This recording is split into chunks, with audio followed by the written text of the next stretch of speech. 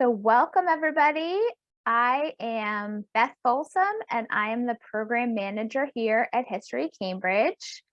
Before we begin our program, I want to acknowledge that our headquarters, the Hooper Lee Nichols House, sits on the traditional land of the Massachusetts people. So welcome to our program. I'd like to start by asking you all to identify yourselves in the chat box so that we can get a sense of who is on the call. Let us know your name and where you are joining us from. And a reminder that you can use the chat box to ask questions throughout the program. We will collect them and give them to our guests at the end of our presentation. And I'd like to extend a special thank you and welcome to the Friends of History Cambridge who have made tonight's event possible. If you want to consider joining our group, please head over to our website, which is historycambridge.org, and click on the support button at the top of the page. This program is also funded in part by a grant from Mass Humanities, and we thank them for their generous support. You can also sign up to receive our e-news so that you don't miss out on great future events like these. And a reminder that tonight's event is free, but donations are always welcome. And a big thank you to many of you who made a donation tonight. We really appreciate it. And after tonight's event, you will be receiving a survey asking how you liked it and giving us your feedback. Please fill it out. It helps us a lot. We are always looking to craft and shape our events so that they are better and more responsive to our audience. Now it is my pleasure to introduce our speakers this evening. Terri Gerstein is the director of the State and Local Enforcement Project at the Harvard Law School Labor and Work-Life Program and a senior fellow at the Economic Policy Institute. Previously, Terri was the Labor Bureau Chief in the New York State Attorney General's office and a Deputy Commissioner in the New York State Department of Labor. Before her government service, Terri was a nonprofit lawyer in Miami, Florida.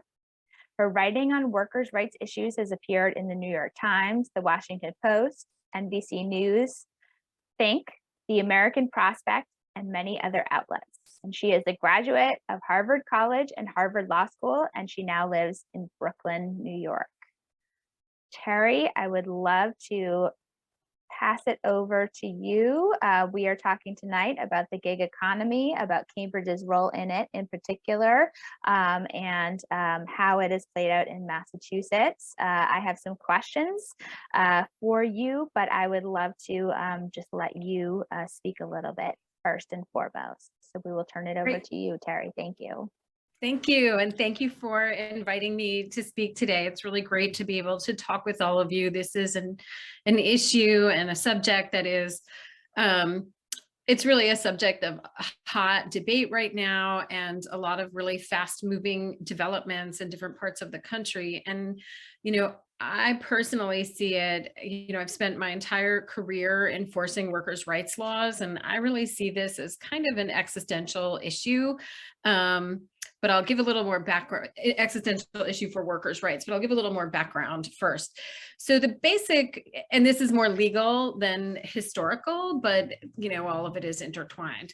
So generally, the way that worker protections work, that worker protections laws work, is that in almost every law, there's a section in the beginning that is the definitions, and it tells you who's in and who's out. And it's kind of a boring part of a statute if you're reading a law, because you're like, the definitions, but often there's like really tricky things in there that have a big impact. And basically all of the worker protection laws just about protect employees, and they don't cover independent contractors. So that would mean minimum wage and overtime. That would mean, for example, the laws about tips and employers not being able to take workers' tips. That would include workplace safety and health laws. That includes the right to organize a union, the right not to be discriminated against. That includes paid sick leave, paid family leave, basically all of the various rights that you can think of. And then also the social safety net programs that are associated with employment.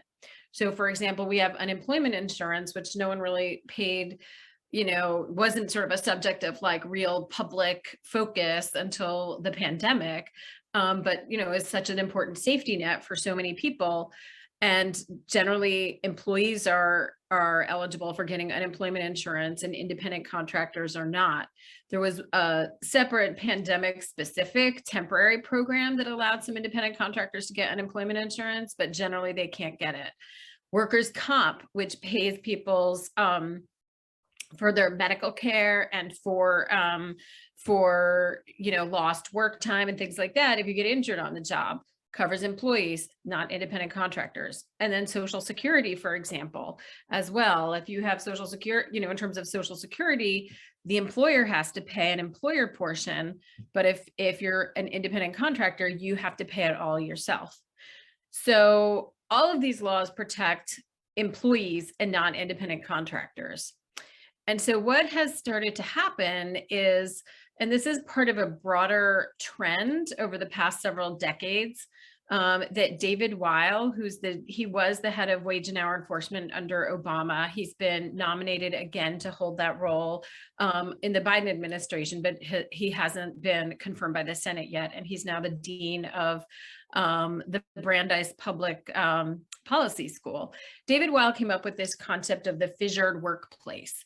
And what he came up with that terminology. And what it is that that companies are trying to avoid the responsibilities that come with employing people. So they might use a subcontractor instead of, hiring people themselves. They might use a franchise model. They might use a temp agency, or increasingly, a lot of them are they're misclassifying workers who previously would have been considered employees as independent contractors. And one example he often gives of the fissured workplaces, he says, if you go to a hotel, like we'll say a Marriott hotel, it used to be however many years ago that you'd go to the Marriott hotel and everyone who worked there was an employee of Marriott. Now you go there and the cleaning service, it might be a franchisee who owns the hotel. It might be like I'm thinking Hilton Garden Inn, but like whatever the Marriott version is of a Residence Inn that's owned by a franchisee. You might have some contractor doing the food, and you have some, independent workers for doing the house cleaning, who themselves are contracted and are treated as independent contractors and don't have any labor rights as a result, or it's an effort for the employer to circumvent the labor laws. And so he sort of gives that as an example, but we've seen this in a lot of different industries. In airlines, the people who push the wheelchairs with the Delta thing on, they don't necessarily work for Delta. So in airports, in construction, it's very common. So this is sort of a common thread that has been happening throughout the economy. And so when these companies like Uber and Lyft and DoorDash and Instacart, when they set up, what they did is they sort of realized, well, if we treat these people as independent contractors, not employees, that actually saves us a lot of money. There have been a few different estimates of how much money companies save by misclassifying workers, but most of the estimates find that they save sort of in the realm of 30 to 40%. Because they're not paying unemployment insurance taxes. They're often not paying overtime. They're not buying workers' comp insurance in case people get injured. So it's like a serious saving of money. And so I don't know what happened when they set up these companies, but what the thought process was. But they all sort of really started operating on this independent contractor model, where they do not treat the workers as employees. All of these companies do this: Instacart, DoorDash, Uber, Postmates, Lyft. They treat workers as independent contractors. So they pay them what they want to pay them. They don't, they feel that they are not subject to minimum wage. They don't pay them overtime for working over 40 hours. They do not generally get workers' comp insurance for them. And there've been numerous cases, somehow or other in the last few months, there've been a lot of cases of drivers who've been killed on the job or returning from a ride. And and the companies just say like, we're sorry. They, normally if you're killed on the job, your survivors would get survivors benefits, and any minors, any dependents would get benefits until they're 18 and so on. But the companies have sort of left people on their own. They don't get, just all of the various rights that workers are supposed to get. And so this is something that's really, this question of should they be employees versus independent contractors is something that's, really the companies have, workers' rights advocates have tried to get them to be treated, get these companies to treat their workers as employees, to have all of these various rights. It's hard, for one thing, because the companies, it's hard for them to sue the companies because the companies use forced arbitration. If you're familiar with forced arbitration, it prevents, it's a contract people have to sign before they accept a job as a condition of the job, and it prevents you from going to court. Instead, you have to go to arbitration, which is a secretive process that's not an open court, and it's not as there's studies showing that workers get less favorable results in arbitration than in court. So workers can't generally challenge it that much on their own, but there have been some public enforcers that have brought cases. The California Attorney General sued Uber and Lyft for misclassification. The San Francisco DA's offices in California can bring civil cases, not just criminal, which is not typically the case here on the East Coast, but on the West Coast, that's something that can happen in some places. So the San Francisco DA sued, I think, DoorDash for misclassification. And in Massachusetts, your Attorney General, Maura Healey, sued Uber and Lyft, I think it was maybe about a year and a half ago, for worker misclassification. And the companies, basically because they weren't paying workers minimum wage, they weren't treating them as employees, paid sick leave, for all of the various laws. I don't remember exactly which laws that lawsuit was brought under. I'm sure it was under the wage laws, but probably under paid sick leave and maybe other laws as well. And meanwhile, in some other states, like in New York, where I live, our highest court actually upheld a decision finding that a Postmates worker was an employee for the purposes of getting unemployment insurance. So there have been some determinations, there's a couple of other states also in New Jersey and Pennsylvania where there's been enforcement by the Labor Department or a court case that was favorable. But a lot of states that are more conservative have written these companies out of the legal protections by statute. These companies have like big lobbying arms, and they have gotten the National Employment Law Project, which is a worker advocacy group, did a study about how they managed to, in many, many states, to get the statutes changed, amended, so that to make it like crystal clear that these workers are not employees under those states' laws. So the battlegrounds right now tend to be more in the more progressive states, where it all hasn't already been sort of handed over to the companies. So the workers, this is, I think it's valuable to situate the situation of gig workers within the sort of broader degradation of working conditions, just, high rates of wage violations, very low union density, because the law makes it difficult for people to unionize. All the recent surveys show, in the most recent survey, I think by Gallup, something like 68% of respondents said that they had a positive opinion of workers, and something like 50% of people said a positive opinion of unions, and something like 50% said that they would like to have a union in their workplace. But the private sector union density rate is only between 6 and 7% nationally. So there's a really big gap between the people who want to have a union and the people who do.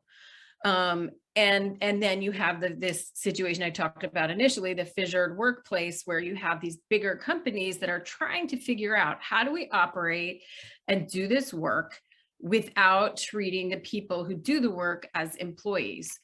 And one analogy that I like using is, so Uber and Lyft and, these companies have sort of said like, well, we're not transportation companies.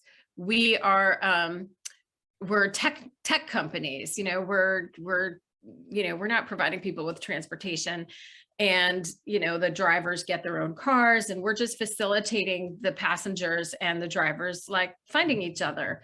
And I just sort of, one analogy that I sometimes use is like, could you imagine if an airline was like, well, we're not in the transportation business. We just facilitate passengers with the pilot who wants to like, who wants to take them someplace. Like, it's ludicrous. Like, these companies, their core work is done by these workers.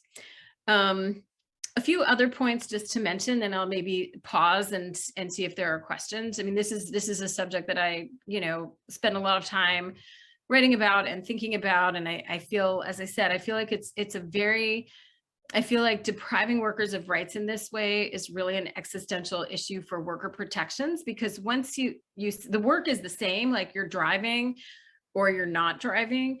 But once you say that if the job is procured via an app, then the employment protections don't apply. Once you start out from that premise, it's sort of, you could see this, how that kind of undermines labor protections for any possible kind of work, right? There are now apps that you can get healthcare workers via an app. AG Healy, Massachusetts AG Maura Healy did a case a couple of years ago, just before the pandemic, the fall before the pandemic, involving dental hygienists who were hired on an app and treated as independent contractors because they were hired via the app. And they came to a settlement that required those workers to be treated as employees, not as independent contractors. And early on in the pandemic, I remember thinking about that settlement and thinking, those workers got all kinds of workplace protections. Like, they would not have had paid sick leave in the beginning of the pandemic if it weren't for that settlement, right? Because under the structure of these apps and treating them as independent contractors, they wouldn't have had any paid sick leave. So that to me was like a very concrete example where changing people from independent contractors to employees, had a very meaningful difference. So maybe I'll pause there and see. I mean, I guess one other important point, which is probably, for any of you who've used these services is pretty self-evident, is just the composition of the workforce. And, it obviously varies from city to city. And I don't know if there's been a study in Boston of the exact racial and ethnic and national origin composition of the workforce, but the study in New York found that it was an extremely high rate of an extremely high number of the workers, maybe like 80% or so, were immigrants. For most of them, it's their primary job. And this is what they do full time to make a living. And so it's interesting because the companies sort of push a narrative that like, oh, it's the, grad student trombone player who's like making a few extra bucks. But for most of the people doing this work, it's actually their livelihood. And they are, again, people, by and large, people of color and immigrants in a lot of the major cities where they work. So I also want to talk at some point about there's a ballot initiative upcoming in Massachusetts about this, which I can just alert people to sort of lock in the position that they're independent contractors and deprive gig workers of rights. But maybe I'll stop and see if there are questions, because Beth, I know you said you had some questions, so I'll pause for a moment. I definitely do. Thank you so much, Terri. Yeah, I guess just to kind of go back a ways and frame what you're talking about in the present day, in what has happened in the Cambridge area in the past, what we consider now as gig work in the gig economy. I know that term was coined as recently as 2009. I think that was the first use of gig economy as a term, and really describing, I think, pretty well-educated folks like freelance writers or artists or people that were doing these jobs kind of on the side or doing them independently. And I'm really curious to kind of hear what you're talking about the racial and immigrant breakdown of those of those gig workers, because as someone on our programs committee pointed out very wisely, gig work has been women's work for centuries, right? Like, it's another name for what people on, outside of the dominant cultural groups have been doing, whether that's women, whether that's people of color who are native to the Cambridge area, whether that's people who are part of immigrant groups that are coming to Greater Boston and Cambridge. But it's something that we think of as kind of just the way that people outside the mainstream have made their living for centuries, and now it's kind of codified, and it's gotten this its own title and its own kind of segment of the economy, but it's something that really draws on a long legacy of people that maybe couldn't get work in what we consider mainstream factories or other industrial sectors or other parts of the economy. So I'm just curious to know, like, what if you've seen in your studies the connections between gig work of the past that was not called that and what is happening today. So it's interesting. I don't know if this is directly responsive to that question, but one really interesting analysis of gig work has been done by a professor from the University of California at Hastings Law School, Vina Dubal. She's studied this issue extensively.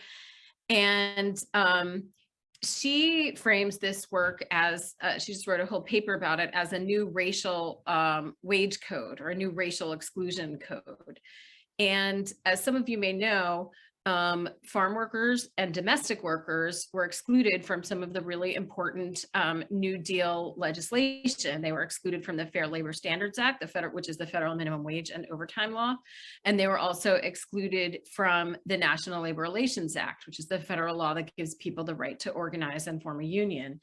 And if you look at the historical record from that, it is very clear that there were racist intentions behind that exclusion. There was a goal of getting, there was a goal of getting getting white Democratic senators to support it. And at that time, those were jobs that were held by Black people in the South. And so that was a trade-off that was made, again, with this racist basis. And even to this day, although the precise composition is different, the exclusion of farm workers and domestic workers also excludes a lot of massively disproportionately workers of color. And so Vina Dubal, the professor from UC Hastings Law School, she talks about how cutting these workers out, Uber and Lyft and other gig workers out of the legal protections that all other workers have. If you have, the person who's working in working in a Dunkin' Donuts or working in a supermarket or any other place, cutting this disproportionately, significantly minority, people of color workforce out of the legal protection has like really racial, a significant impact. And so that's sort of one kind of way of like framing the work historically. I think also it's really interesting because there is a way that like nothing is there's no new things under the sun. Like there was a case that I read from sometime like 1919 or something like that, then the 1910s or the 19 teens, that was about people working in a coal mine. And in the coal mine, they were trying to treat people as independent contractors, saying they were, hiring them to work as independently to like get the coal. And I read about that case and I thought, this is just like, it's the exact same thing, but 100 years before. And the idea that, again, it's sort of this effort to try and just try and evade the responsibilities that, like, the social contract that we have as a society, that we have determined by our laws are going to apply to workers. In terms of the gigs, more, the use of the terminology gig, one interesting aspect of it that I think provides a contrast is that one industry that has historically had gigs is people in the performance field, like musicians and different kinds of performing artists. And certainly there are unions. Here in New York City, there are unions where, like, people are employees and they're members of the union, and they don't necessarily have, like, the kind of 9 to 5, 40-hour week, whatever job that is sort of like the,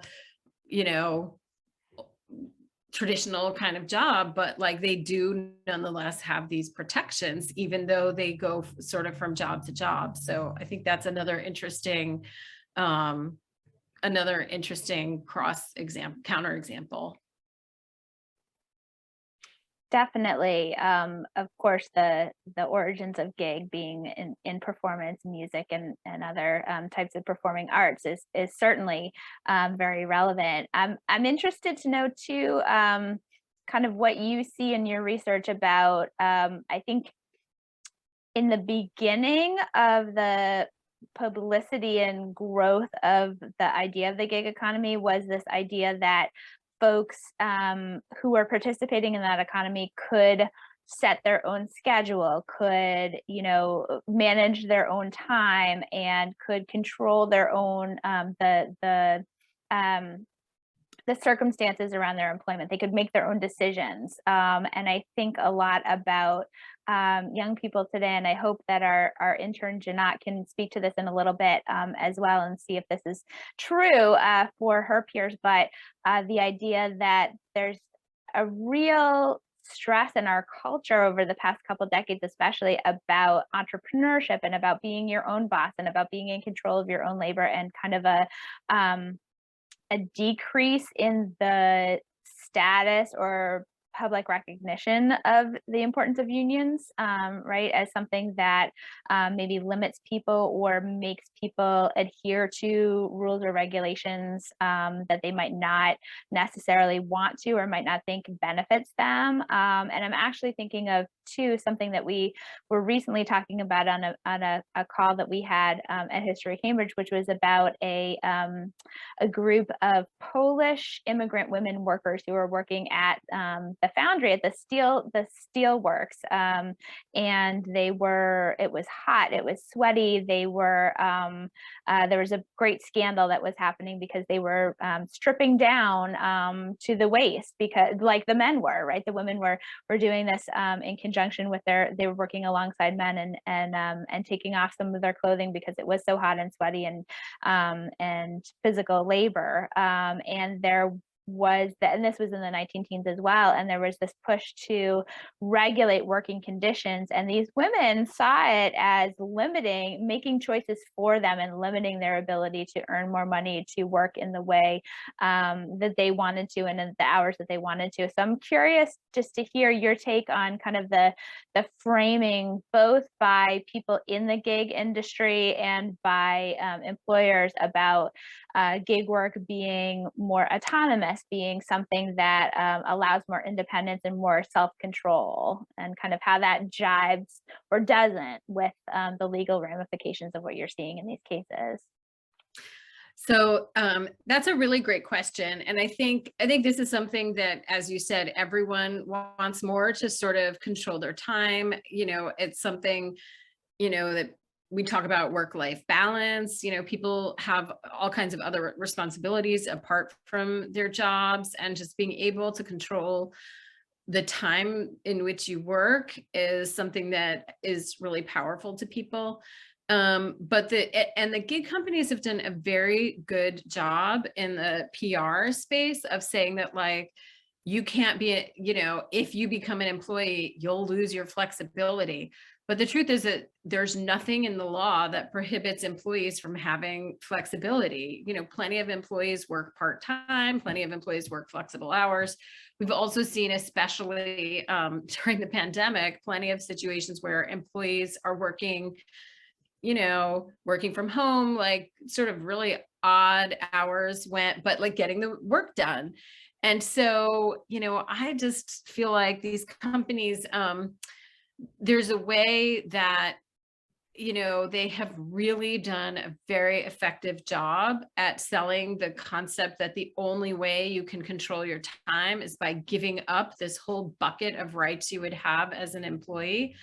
And it's just not true. And I kind of feel like, you know, they have the, like they, I mean, I find their technological capacity just extraordinary. And I find it, you know, nearly impossible to believe that they couldn't like take their like Silicon Valley minds and like figure out a way to allow people to have flexibility and still have access to unemployment insurance, anti-discrimination protection, you know, still get overtime pay, you know, like, I mean, I could spitball and come up with a whole bunch of possible ways that you could do that. You know, you could have, there are some industries where people, for example, bid on different shifts, or you could have people give preferences, or you could have people do part-time, you know, there's like lots of ways to do it.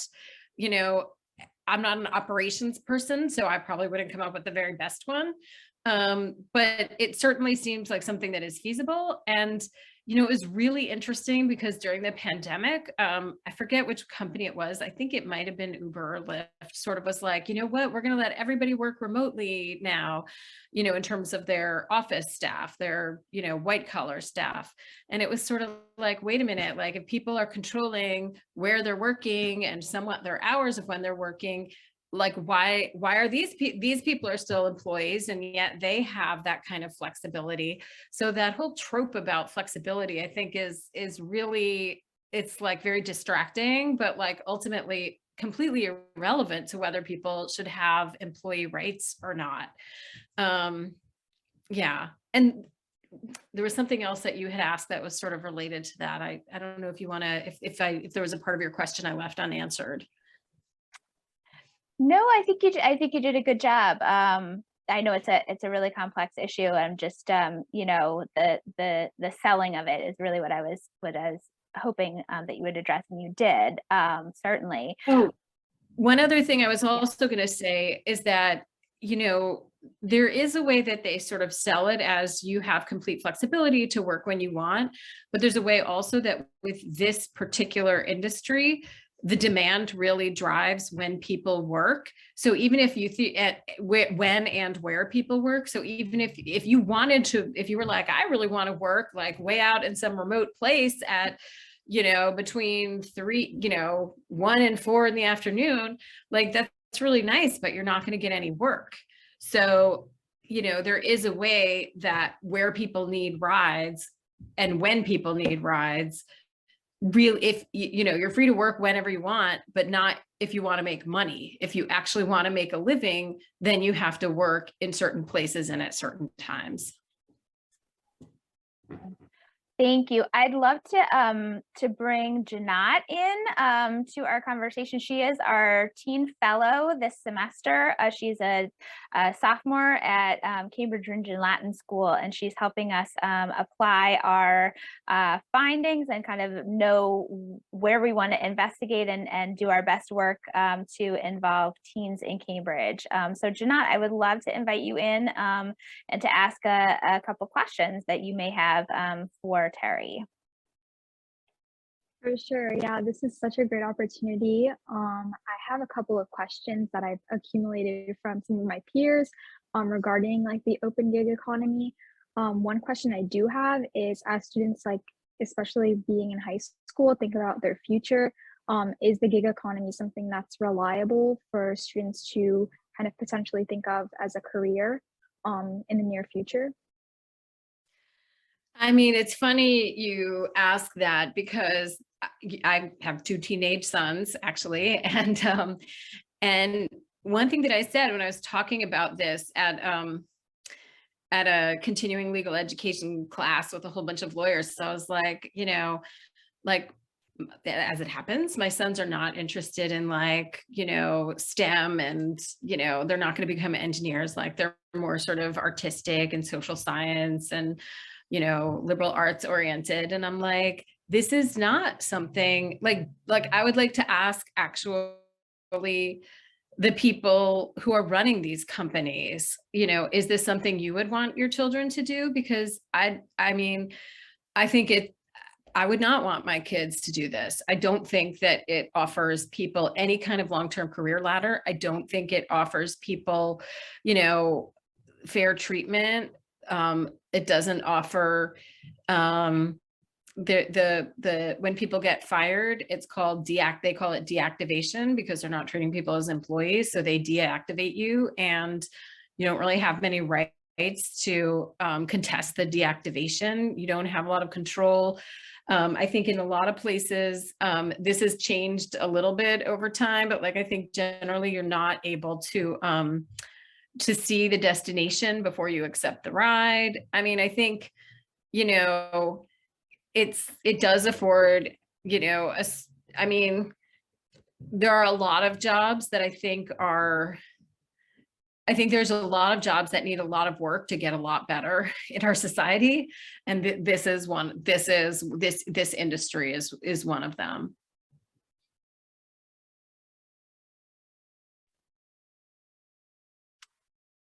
Jeanette, do you have any other questions that you crowdsourced?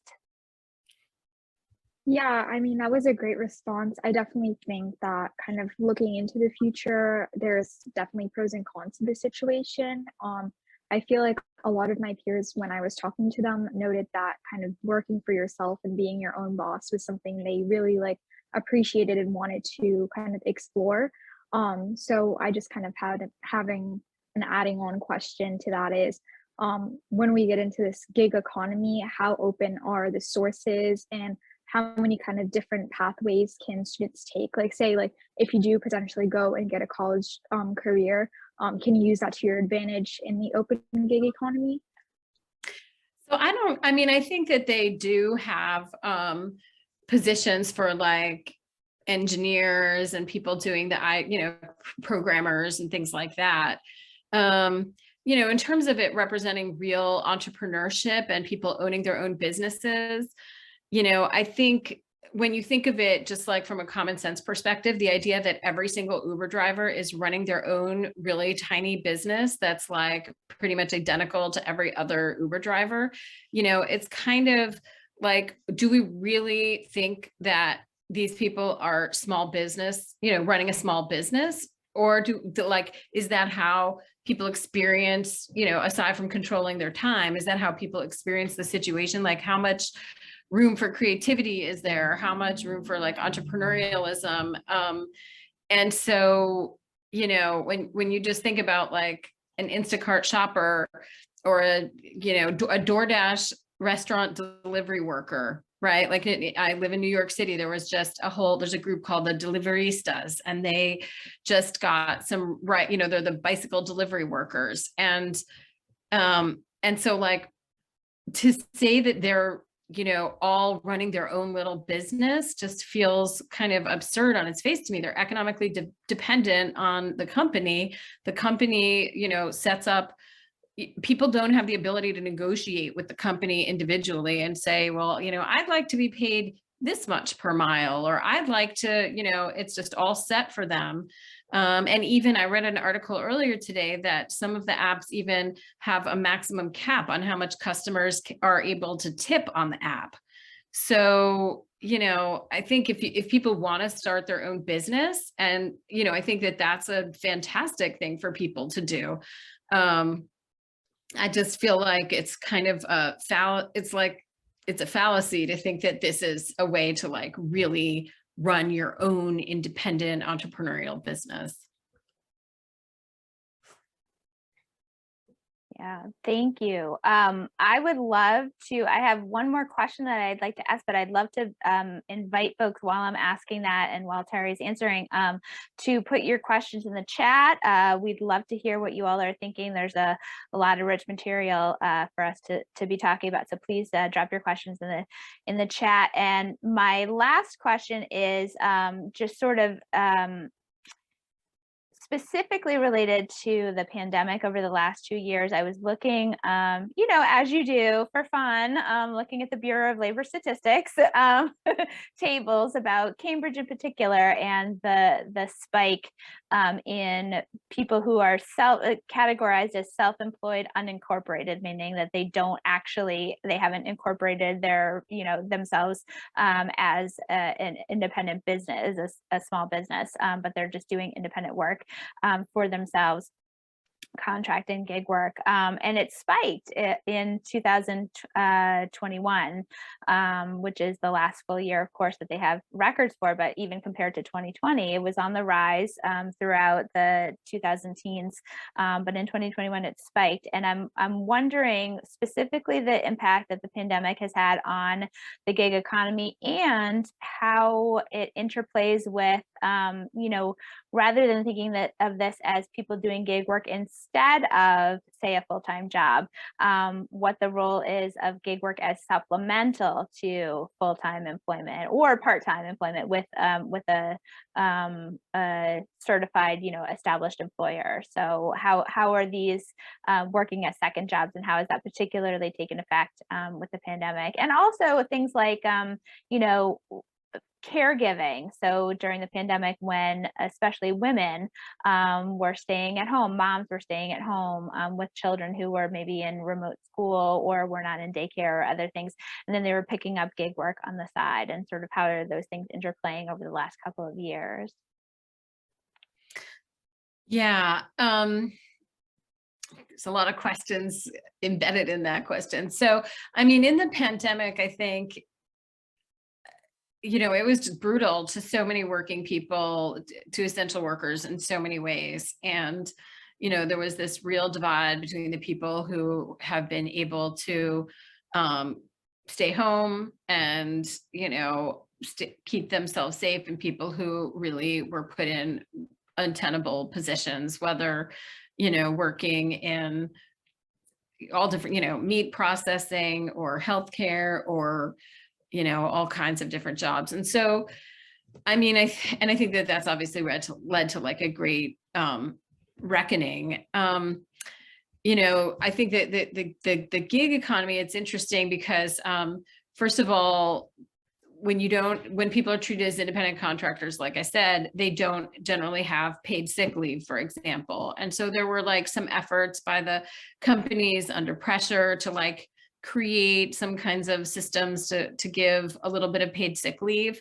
But from what I heard from worker advocates, it sounds like it was very hard for people to actually access that leave, at least during the initial months of the pandemic. And then there's the issue of personal protective equipment and just keeping yourself safe. And again, like if they're employees, the employer would have to provide, protect masks, for example, free of charge, or would have to like figure out ways to keep the worker safe. Gloves, as it turns out, are less of an issue because of the way COVID spreads, and because it's, aerosol as opposed to droplets, as none of us like even thought about this stuff 2 years ago, and now we're all experts on it. So gloves are not really relevant, but there was a time when we thought they were, right? And so, for example, I remember seeing, examples of what Instacart, which does grocery deliveries, was giving to its workers in terms of protective gear. And it was really, very, very minimal. So, and then that ended up creating, that whole situation ended up creating that just creates obviously a bad situation when you have like drivers, for example, who have passengers in their cars, who might not have adequate safety gear. So, But the question that you're asking about the, people taking this up as a side job, I just don't know what the data shows in terms of when people were becoming self-employed. Was it because they were working for these platforms, or was it that they were genuinely like figuring out some independent kind of work to do separate and apart from these large multinational corporations, and like, just taking on something completely new? So I don't really know the data about that. And I think it would be interesting to see. All the prior data really supported the notion that like, that this work, there, and it does vary from among the different geographic regions, how much people do it as like a full-time job versus, that image of the, the grad student or the busy mom who does it while her kids are at school or something like that. But I think in, like, for example, I've seen some statistics from Seattle, and in Seattle, there's, the number of people who do it full time are a little lower than in New York City. But it's still very, very sizable. So Barbara had a question, and I believe you addressed that. Barbara, please let us know if there's more that you want to say on that. We're a cozy enough group that I would love to have folks unmute themselves and ask their own questions. That would be great. Well, I just tossed that in as an analogy, and it links, I think, to what Helly says in the following question, sort of looking to the past and history. Is the gig economy more like piecework, where people went to, the larger company and picked up the pieces to be sewn at home, or all the little pieces of jewelry to be put together in Rhode Island, and then they brought it back, rather than I am a seamstress, I have a sign in my window, and you come to me to have your clothes made. That there's some sort of distinction there, I think. Yeah, I think that piecework analogy is a really good analogy. And, when we talk about independent contractors and misclassification, there's always, there are genuine independent contractors. Like, if, the example everyone always gives is a plumber. If you have a movie theater and a plumber comes to fix the toilet, like, or a restaurant, a plumber comes to fix the toilet, like, they're not the restaurant's employee. They're an independent contractor. They have a particular skill. They run their own business. They're coming to like fix the toilet. But if you're a restaurant and you have servers or cooks, like, the idea that they're independent contractors and running their own little businesses like within your restaurant doesn't make any sense. And so I think it is a lot like piecework, where instead of, the work is getting done in this way that like has the facade of being independent, but the people are really dependent on that larger entity, whether it's, the garment shop or the big multinational corporation, and they are not able to dictate the terms of the engagement. There's no negotiation. It's just like, this is a deal, take it or leave it. So I think it is a really good analogy.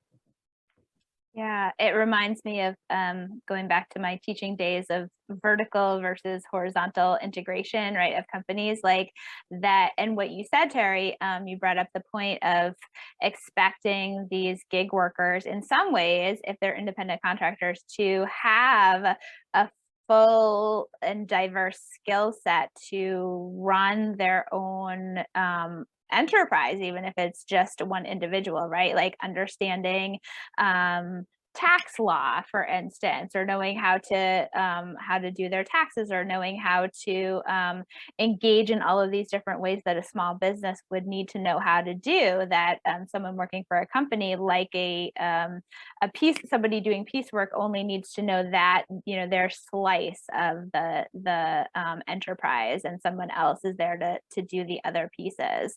And I'm wondering, that's very appealing, I think, to some people, but I'm wondering how much it's limited certain groups of folks, particularly within the immigrant community, right? Like people coming to the Boston and Cambridge area, or anywhere in the US, and from somewhere else, and not having a fuller understanding of the legal structures and of the economic structures and not really having that familiarity. I'm wondering, if that's either a barrier to engagement with the gig economy or something that they get involved in and then maybe, suffer the consequences of not fully knowing, having those cultural or, those legal backgrounds in business in this country. So.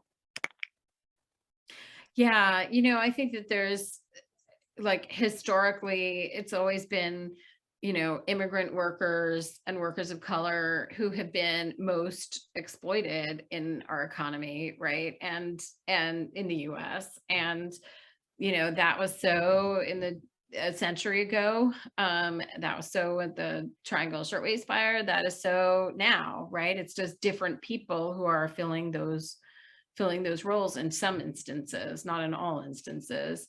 And I also just want to pick back up. I think that point about the dressmaker versus the piecework is such a great analogy, because the dressmaker who comes to like do your, tailor your personal dress, again, that's sort of going to what you were talking about, Beth, like that person really has sort of specialized skills, whereas the piecework, it is just repetitive.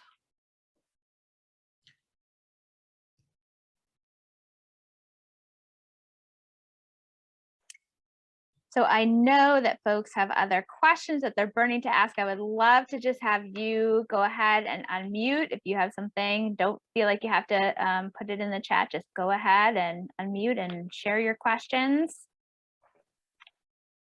I have plenty more I could ask, but I want to give folks an opportunity. Barbara, I can see the wheels turning in your mind.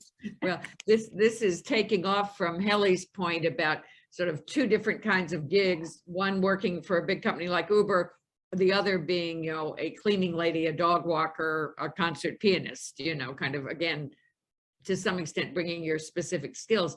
And one of the things I've thought about is, has the growing demand for personal services, the acceptance that you hire somebody to do X, Y, Z for you, also strengthened the gig economy. I mean, I at one point knew of someone who was working, for a nonprofit as a professional teacher, and mentioned to me that she made more money in her side hustle as a dog walker. So I just wondered whether that's a kind of economic factor. So interesting. That's really interesting. That I'm just like digesting that about the teacher and the dog walker. I come from a family of teachers. My mom was a teacher. I have a sister who's a teacher, actually in This Boston. was not someone, this was not a classroom teacher. This was somebody in a different situation, but it was nonetheless someone who at least in take home, maybe not putting the value of benefits into it, but in take home was. Well, I mean, your question about the personal services is really interesting, right? Because like with Uber, you have your own driver. With Instacart, someone comes and delivers groceries to you. With DoorDash, someone comes and brings you food from a restaurant. With Handy is another one of these that does house cleaning. And so it's sort of, like it is sort of like this way that it makes accessible to a broader swath of consumers in terms of like where people are on the socioeconomic ladder. It makes these kinds of personal services like much more accessible, but it's on the backs of workers who aren't getting the same rights that everyone else is, and then the companies obviously are making, some of the companies are profitable. Others, Uber famously was not profitable for like a very long time. I don't even know if it is now. But certainly the people who are in the, executive suite are making a lot of money. So, yeah. So I feel like we've been kind of dancing around this issue, and I'd just like to put it out there as a statement of, how do we see this as an indictment of the capitalist system? Just really on a basic level, like if we're looking for creating an underclass of gig workers to do personal services, to outsource so much that we used to do for ourselves, or used to have, you know, a family labor system or a different structure to do that. And we're not protecting, we're able to take advantage of this loophole to exploit people in the gig work system. How are we, what is that saying about our basis in a capitalist economic structure? I know that's a huge question, Terri. I'm sorry to like throw that at you. I mean, for me, one of the things that it really raises, I mean, this isn't going to the issue of capitalism, but this is the issue of like democracy and being, you know, being a country of laws and being a country of democracy. I mean, like California, I mentioned earlier on, like California had, I don't know if you're all familiar with Proposition 22, but California had a ballot initiative in the fall of 2020, basically to create a system where workers would be defined, gig workers for food delivery and driving companies would be defined as independent contractors and not employees. And they created what they called a pay standard, which was like they'd get a little bit more than minimum wage, but only for a fraction of the time spent working. So only for the time that they're en route to pick up a passenger or driving the passenger to the destination, but not when they're returning from the drop off, not when they're cruising around and available to work, not when they're cleaning the car or sanitizing it or gassing up or maintaining it.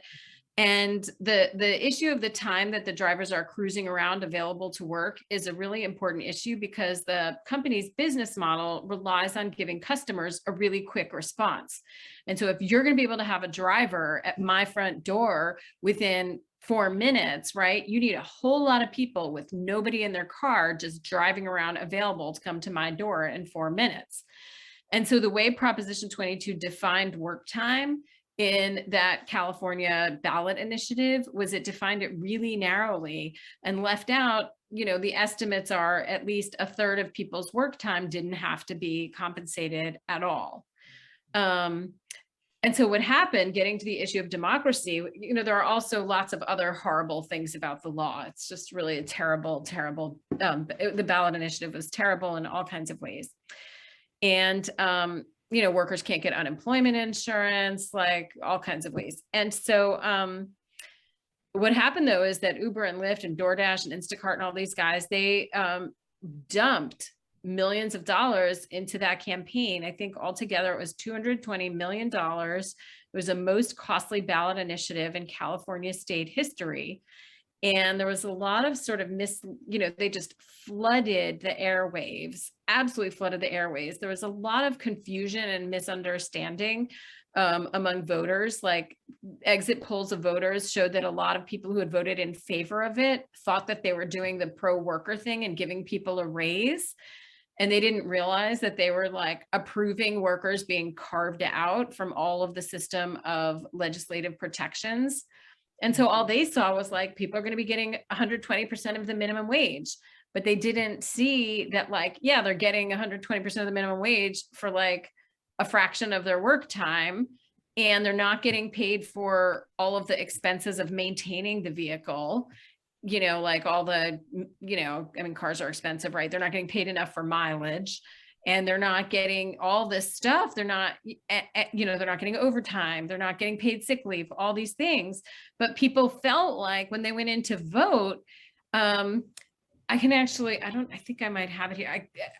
If you look at Proposition 22, it's like 20 pages, or maybe I'm exaggerating, maybe more like 12 pages of really small font, really, really detailed.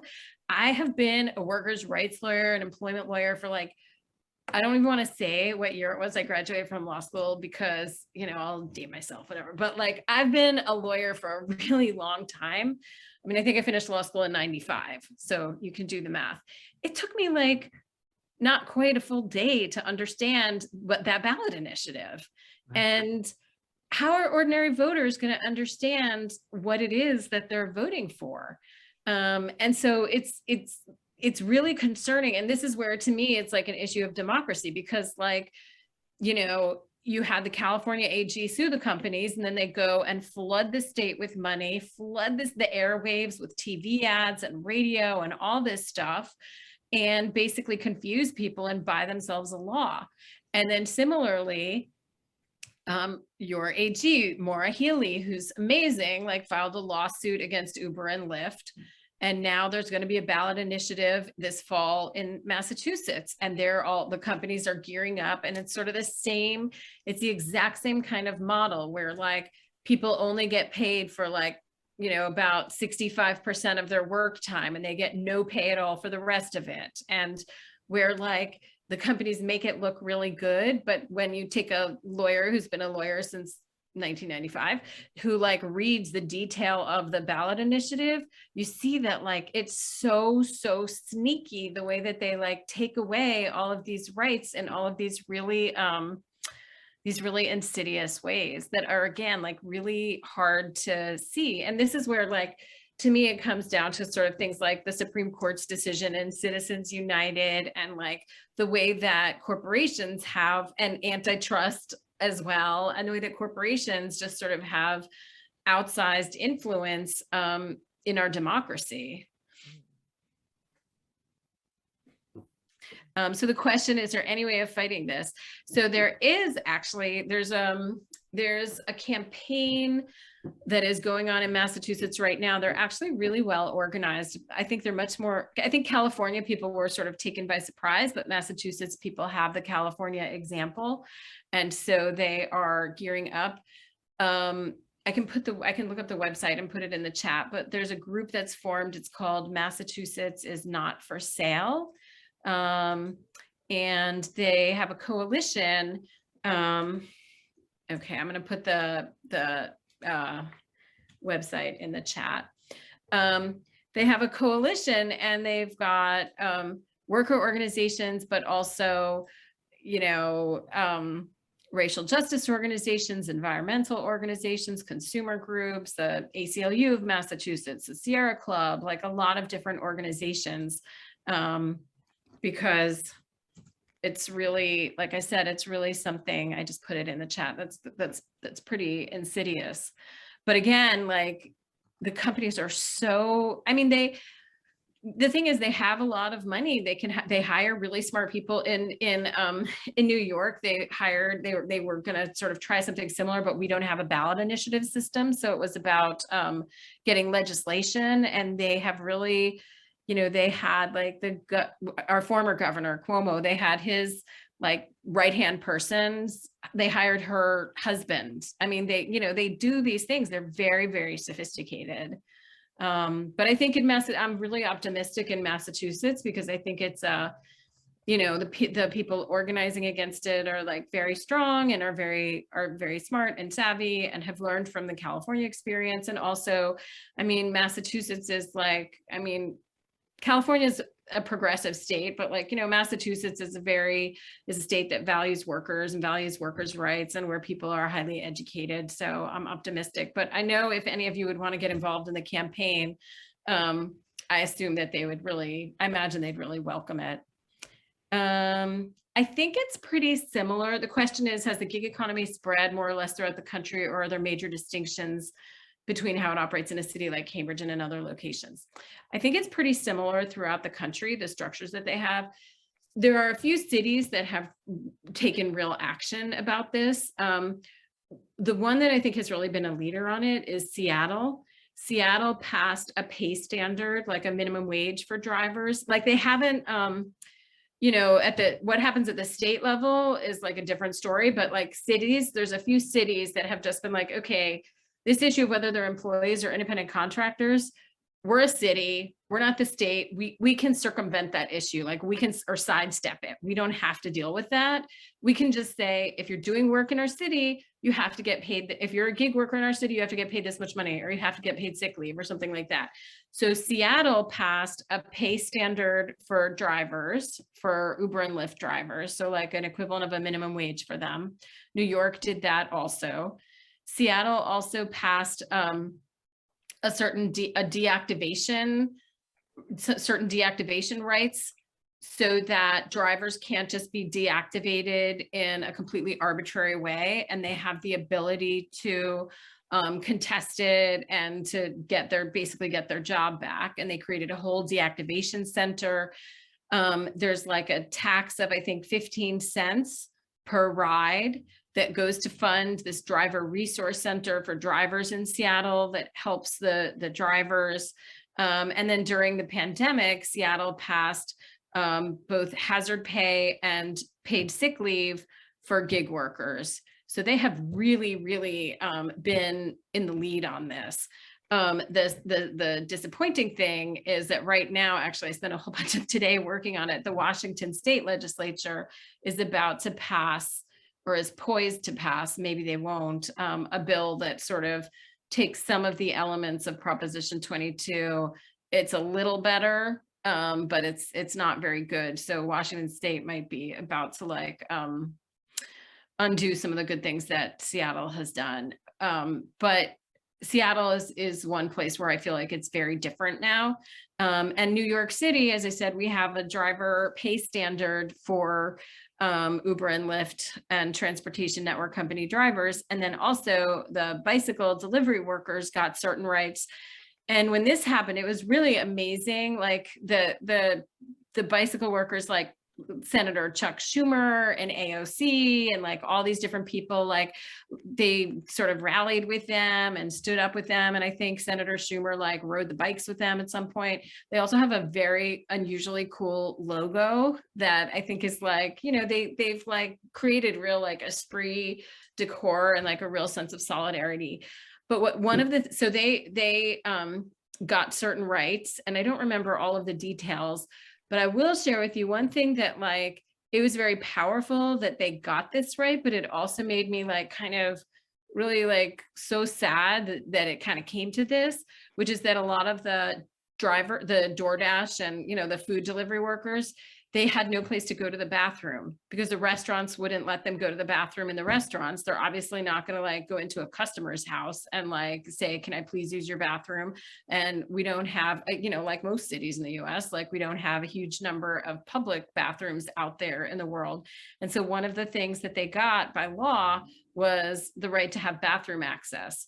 And so on the one hand, it's like a really powerful victory that these workers who are mainly, you know, they're mainly Latino, you know, some of them I think are indigenous. They're not, you know, Spanish isn't even necessarily their first language. Like they're, you know, doing these tough jobs, riding bicycles through, you know, during a pandemic and horrible weather, all this stuff. And like that they got the city council to pass this law for them is so powerful. And at the same time, like it really breaks my heart that like people have to fight so hard to get the right to like have a place to go to the bathroom. So, but it is I mean, the actual truth is it is an improvement over the situation that they had. And there were other gains that they got that aren't as sort of, you know, that aren't as sort of heartbreaking in that same kind of way. So I feel awful even asking this, but I did have a question as sort of a devil's advocate. And I'm curious, just, you know, in reading some of the specifics about situations in Cambridge, I came across, you know, the case of Uber and Lyft and going up against taxi companies in Cambridge, for instance, and the idea that not on the individual worker level, but on the sort of systemic level of these new and up and coming companies that have contract employees that are using technology specifically in different ways, that they're pushing these old line companies maybe to do things a little bit differently. And so I'm just curious if you've seen, like, for instance, in Cambridge, the Uber and Lyft were using credit cards, for instance, and back when they were first starting out and challenging the cab companies, the established cab companies, who, you know, had their own issues of kind of monopoly and corruption and other things that were that they were criticized for, they did on a systemic level kind of push these older systems to rethink what they were doing, using new technology, taking credit cards after all of these many years without them, and using apps and kind of forcing them in some ways into the 21st century that they hadn't been before. So I'm just curious, despite all of the tough conditions for workers, I'm wondering on that company level if you've seen some advancements in mainline companies due to these challenges from these gig economy and contract workers. I mean, I think, it's an interesting question. Like, I think they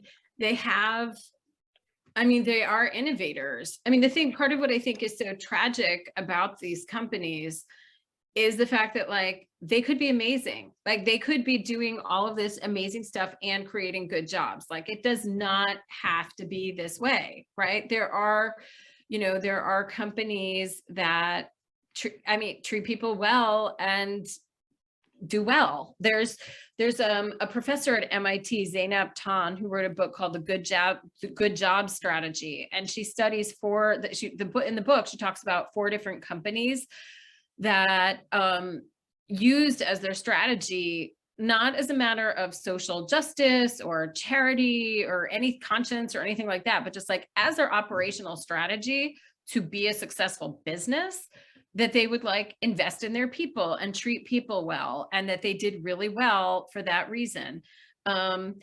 It was really interesting. There was an interesting article about UPS versus FedEx and other delivery companies during the pandemic. UPS is unionized and these other companies are not. And UPS has done really great compared to these other companies because their turnover is really low in this moment when, suddenly a lot of companies are having a difficulty finding workers. UPS, which treats people well, like people don't leave.